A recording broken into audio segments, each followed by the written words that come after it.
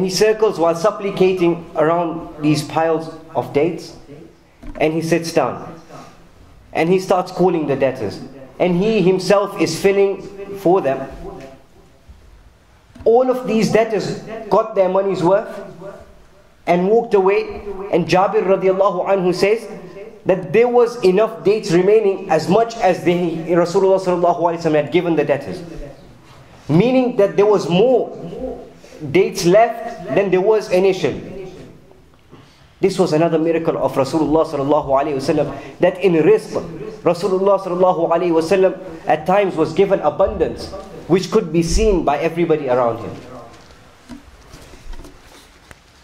Another example is when Rasulullah sallallahu alaihi wasallam, through the will of Allah subhanahu wa ta'ala, was able to heal people who had an illness. And Rasulullah sallallahu alaihi wasallam would heal them immediately. And such an example is during the battle of Khaybar. Ali radiallahu anhu, he had very sore eyes. And previously Rasulullah sallallahu alaihi wasallam had mentioned that tomorrow Khaybar will be defeated. Khaybar will be defeated, and I will be giving the flag to the person who will be defeating Khaybar tomorrow. So in the morning Rasulullah sallallahu alaihi wasallam asked for Ali. Where is Ali radiallahu anhu? Everybody said, he has got sore eyes, he is resting. Rasulullah sallallahu alaihi wasallam said, bring him here. Call Ali. Ali came, and Rasulullah sallallahu alaihi wasallam applied some of his saliva into his eyes, and immediately Ali radiallahu anhu was cured from his sore eyes. And Rasulullah sallallahu alaihi wasallam handed Ali radiallahu anhu the flag on that day, and on his hands Khaybar was defeated on that same day. So Rasulullah sallallahu alaihi wasallam was also given the miracles which Isa alayhi salatu wasalam was given, where he could heal the people who had illnesses. There's also a hadith which is narrated by Imam Tirmidhi radiallahu anhu, that a man who was blind came to Rasulullah sallallahu alaihi wasallam and said, Ya Rasulullah sallallahu alaihi wasallam, I ask you to pray for me that Allah restores my eyesight. So Rasulullah sallallahu alaihi wasallam said to this blind man that I will not pray for you, it is your choice. I could pray and I could not pray. If I pray, then that is your wish. But if I do not pray, then I think this will be better for you in the hereafter.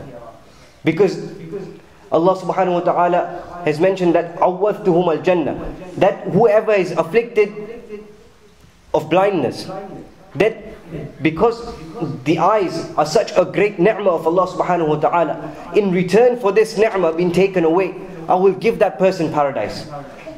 But this Sahabi was persistent, and he said, no, Ya Rasulullah sallallahu alayhi wa sallam, I still want my eyesight. So Rasulullah sallallahu alayhi wa sallam said to him that go and supplicate and ask Allah subhanahu wa ta'ala to restore your eyesight, and make me a wasila. Make me a wasila and ask Allah subhanahu wa ta'ala that I am your Nabi's ummati, that I am one of the followers of Muhammad. So please accept my dua. And just by using a means of supplication, using Muhammad as a means of supplication, this person was cured. So you see that Rasulullah sallallahu alaihi wasallam was given a great ability by the will of Allah subhanahu wa ta'ala to cure illnesses.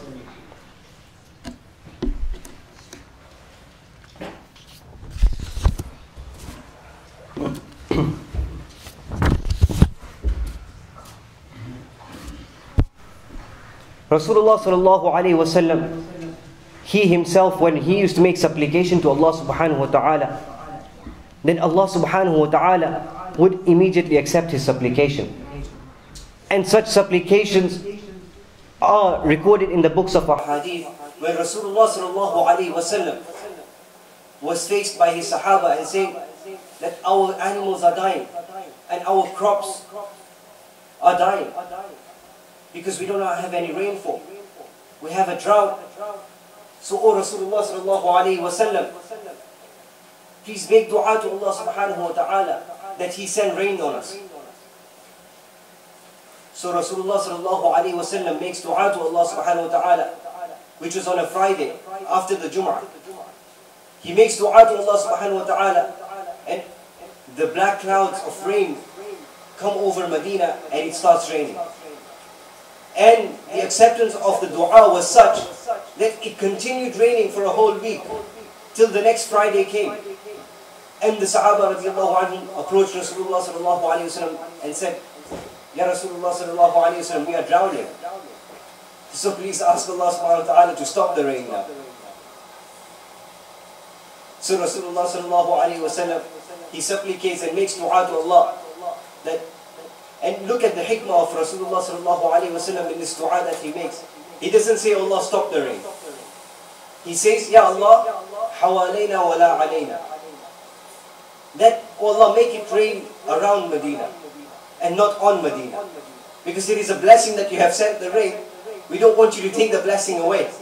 But we want you to just spread the blessing out of Medina so that the people of Medina are at ease.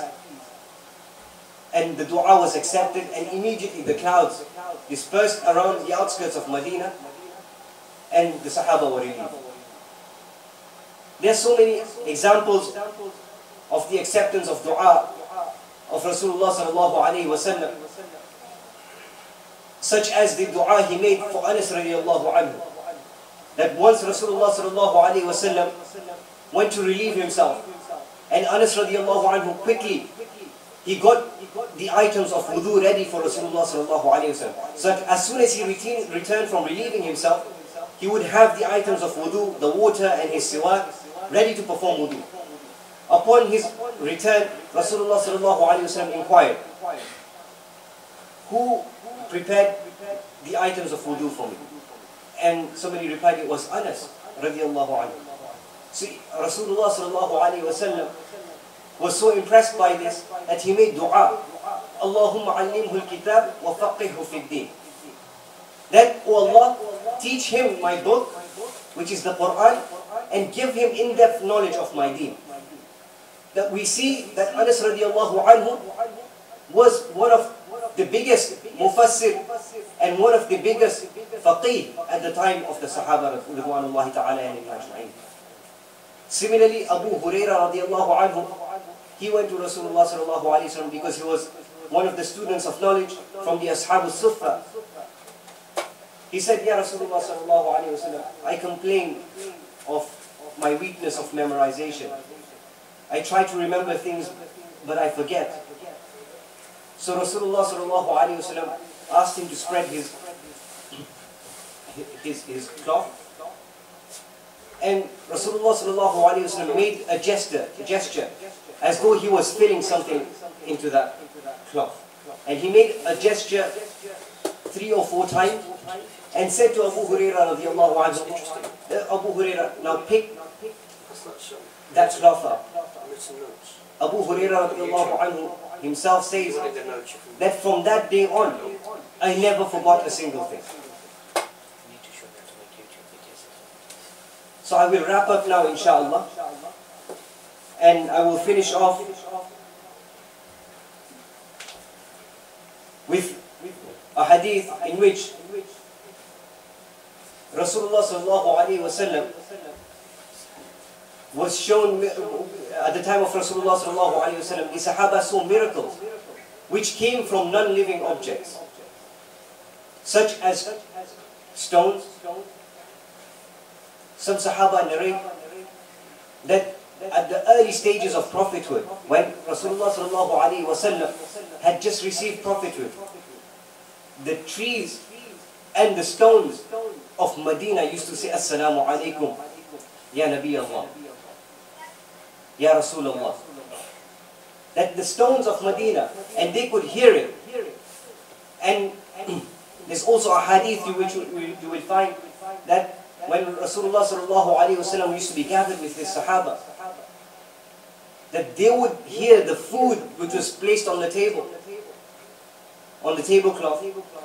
would supplicate to Allah subhanahu wa ta'ala. They could hear it supplicating to Allah subhanahu wa ta'ala. This was the miracle of Rasulullah sallallahu alaihi wasallam. And there is the famous story of the tree on which Rasulullah sallallahu alaihi wasallam used to lean and deliver his sermons, or used to give nasiha to his Sahaba ridwanullahi ta'ala alayhim ajma'in.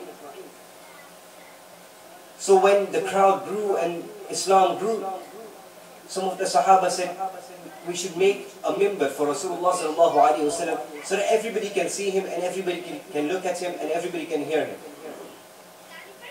So they made a mimbar, and Rasulullah sallallahu alaihi wasallam started using the mimbar. So he stopped leaning against that tree and started using the mimbar. And when he started doing that, once during the gathering, the tree started crying. The tree started crying. The Sahaba say that it was crying as though a little baby is crying upon losing its mother. That is how the tree was crying. It was actually making a sound. So Rasulullah sallallahu alaihi wasallam, to comfort this tree, he stood up from the mimbar. He went up to the tree and he stroked it and hugged it. And that is when the tree got quiet. So we see there are so many miracles of Rasulullah sallallahu alaihi wasallam. If we go through the seerah of Rasulullah, go through the books of Ahadith, which talk about these things, these aspects of the life of Rasulullah sallallahu alaihi wasallam, inshallah, this will build more and more love and increase our iman, inshallah. So, just recapping those 7 advices of my Shaykh, I will just quickly go over them again. That first, with love and reverence, carefully study the life of Rasulullah sallallahu alaihi wasallam from reliable sources. Secondly, frequently make mention of his beautiful life amongst Muslims and non-Muslims.